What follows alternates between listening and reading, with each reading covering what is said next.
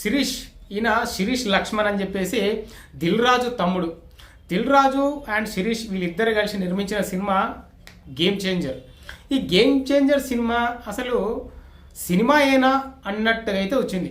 అంటే cinema release అయిన first show నుంచే ఫ్లాప్. ఏం సినిమా తీసిండ్రా ఇది అని చెప్పేసి తిట్టనోళ్ళు కూడా తిట్టారు.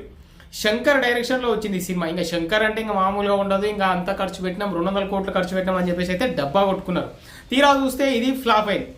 సో ఈ విషయాన్ని ఇప్పుడు ప్రజెంట్ వచ్చేసి కొన్ని ఛానళ్ళ ఇంటర్వ్యూలు ఇస్తూ ఈ శిరీష్ ఏమంటున్నాడంటే, ఏ హీరో కానీ అంటే రామ్ చరణే కానీ అలాగే శంకరే కానీ ఒక్క రూపాయి కూడా మాకు రిటర్న్ ఇవ్వలేదు. ఇంకా మేమే వాళ్ళకి డబ్బులు ఇచ్చినాం, కానీ వాళ్ళు అసలు మమ్మల్ని పట్టించుకోలేదు, అయినా మేము అంత దిగజారిపోలేదు అని చెప్పేసి ఒక ఇంటర్వ్యూ ఇచ్చిండు. ప్రజెంట్ వచ్చేసి ఈయన ఏదైతే ఇంటర్వ్యూ ఇచ్చిండో ఇది ఇష్యూగా మారిపోయింది అన్నట్టు. అంటే ఈ మనిషి ఏంటంటే ఒకటే మాట్లాడుతున్నాడు ఎంతసేపు, ఏంటంటే మేము ఫ్లాఫుల్లో మేము డబ్బులు పెట్టినాం, మా డబ్బులు పోయినాయి, సో వాళ్ళు డబ్బులు ఇవ్వాలి అని చెప్పేసి. సో ఈ విషయం మీద mega fans, Ram Charan fans కూడా ఇంకా ఆల్మోస్ట్ ఇంకా మెగా ఫ్యాన్స్ వీళ్ళందరూ అయితే ఒక నోట్ రిలీజ్ చేసిరు.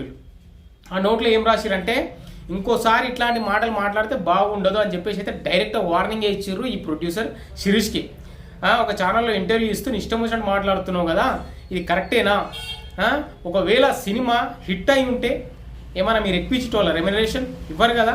సో మరి ఇది ఒక బిజినెస్, సినిమా అనేది ఒక బిజినెస్, వస్తాయి పోతాయి పైసలు, కానీ సినిమా డబ్బులు రాలేవు, రామ్ చరణ్ గారు స్పందించలేదు అనడం ఎంతవరకు ఇది కరెక్టు అని చెప్పేసి అయితే డైరెక్ట్ కౌంటర్ అయితే ఇచ్చిర్రు.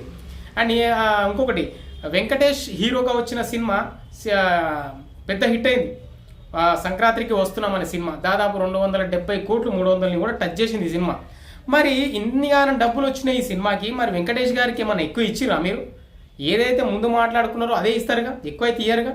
మరి అంతే, మరి బిజినెస్ అన్నప్పుడు ఒక దాంట్లో నష్టం వచ్చినా ఇంకో దాంట్లో ప్రాఫిట్ వస్తుంది. సో అట్లా డిపెండ్ అయి ఉంటుంది, అంతేగాని మనుషుల్ని బ్లేమ్ చేయొద్దు, మా హీరోని మాత్రం బ్లేమ్ చేయొద్దు, బాగుండదు అని చెప్పేసి అయితే వార్నింగ్ ఇచ్చారు. RRR సినిమా తర్వాత భారీ ఎక్స్పెక్టేషన్తో వచ్చింది గేమ్ చేంజర్. ఈ సినిమా ఒప్పించింది ఎవరు అంటే దిల్ రాజే. కథ బాగుంది, శంకర్ గారు ప్రజెంట్ ఖాళీగా ఉన్నారు, తనతో ఎలాగైనా సరే ఈ సినిమా వేయాలని చెప్పేసి బలవంతంగా రామ్ చరణ్ని ఒప్పించి ఈ సినిమా తీపించిండు. కానీ పెద్ద ఫ్లాప్ ఇది. 3 సంవత్సరాల టైం వేస్ట్ చేసారు ఈ కథ కోసం, ఈ సినిమా కోసం. సో ఓవరాల్ చూసుకుంటే ఏమైంది, పోయింది. సో ఏం చేయాలో అర్థం కాక సైలెంట్ అయిపోయారు, డబ్బులు పోయినాయి ఇందులో. కానీ వెంకటేష్ సినిమా సంక్రాంతికి వస్తున్న ద్వారా అయితే రికవర్ అయ్యారు, బయటపడ్డారు మొత్తం మీద.